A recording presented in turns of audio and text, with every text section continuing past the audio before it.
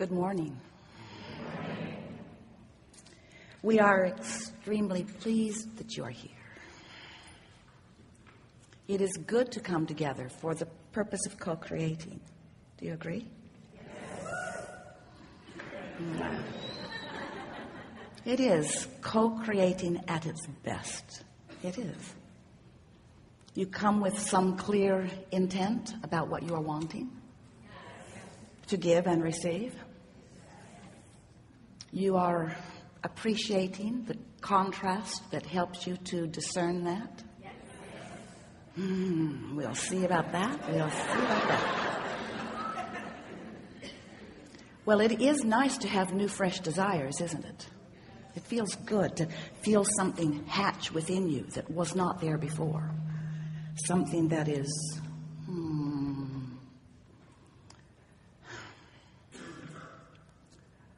adventurous, something that feels eager, something that sometimes feels challenging. You like challenging? Not so much. Well, don't you like to be called into focus? Don't you love the power of your being? Doesn't it feel good to you when clarity descends? And doesn't contrast sometimes cause that to happen?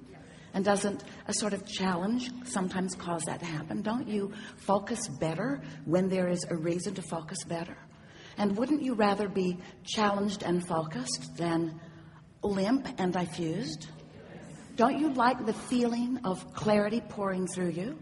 And do you realize that that feeling of clarity pouring through you is the attention of source energy that you have summoned through the power of your focus? So how do you go about deliberately summoning non-physical energy through the power of your focus? Well, you can get yourself in a bind. We're getting just a little bit of ringing feedback over here. We may be too close to this microphone here. Don't you like that feeling of source pouring through you? And do you realize that you can conjure that? Not the best word. You can summon that. You can facilitate that. You can accomplish that in a couple of different ways. One way is you can get yourself in a jam. Esther always has said to us, I shine in a crisis. And we say that's because the crisis makes you focus. But you don't have to wait until there is a crisis before you focus. You have the ability to focus under the best of conditions.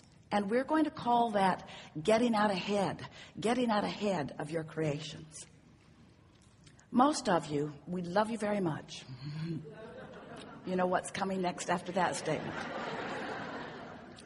We love you very much, but most of you are offering most of your vibration, meaning most of your focus, in response to what you're observing. And you're not that particular about what you're observing. You sort of let what's loud and close dominate. And so it's sort of a cycle where maybe you haven't been keeping track of what you're doing vibrationally, and maybe you haven't been offering your vibration or your attention or your focus. They're all the same thing deliberately. Maybe you've just been observing some of this and some of this and some of this and some of this and some of this.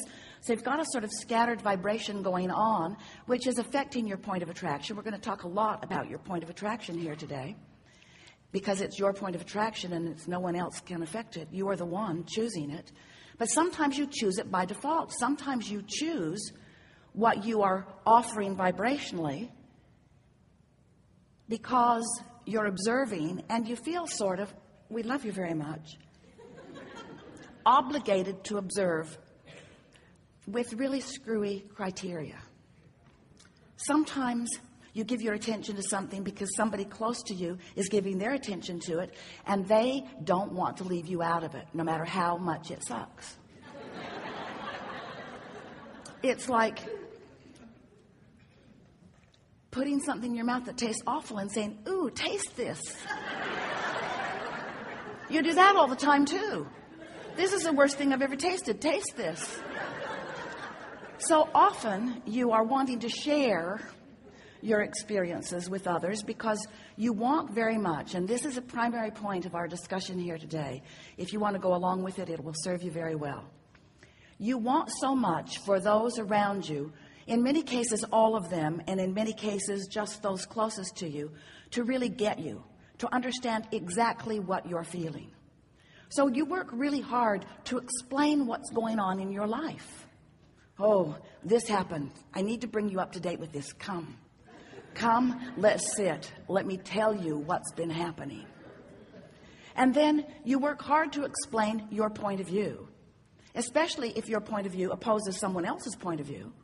You work very hard to explain your point of view, not realizing that the whole time you're explaining your point of view, you are watering down your own personal intentions, because you are weighing the pros and the cons and the pluses and the minuses, and you're offering vibration about all of that. And we want you to know that you just would do really well for yourself if you would just pick something and focus on it. And that's really what we want to help you to at least decide that you want to accomplish in the hours that we are here together today.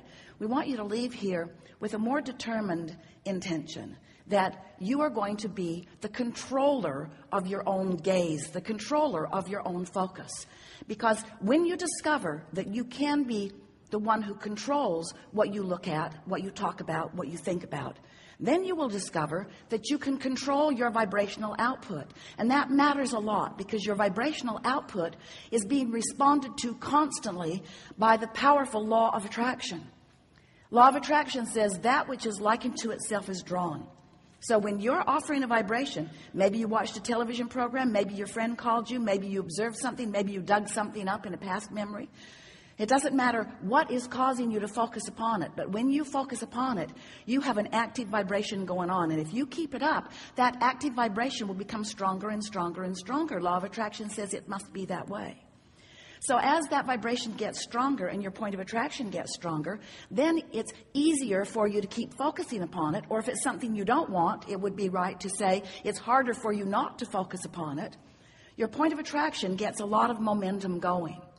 So when we say you want to get out ahead of what is and out ahead of manifestation, what we mean is you want to find a nice neutral zone.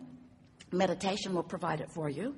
Or taking a walk sometimes, beautiful music, making love, doing something that distracts you from things that may have been bothering you.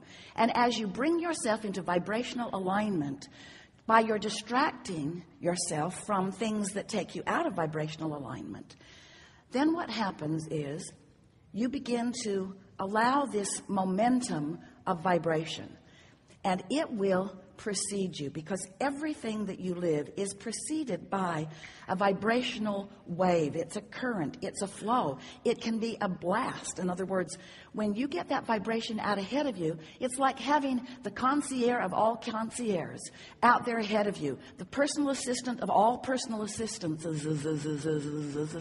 out there ahead of you, paving your way, making the roads ready for you. And most important, not only is preparation for where you're going all smoothed out, we're not kidding you about that, not even one little bit, but the most important factor is you're tuned into the frequency that makes you know how to follow the path.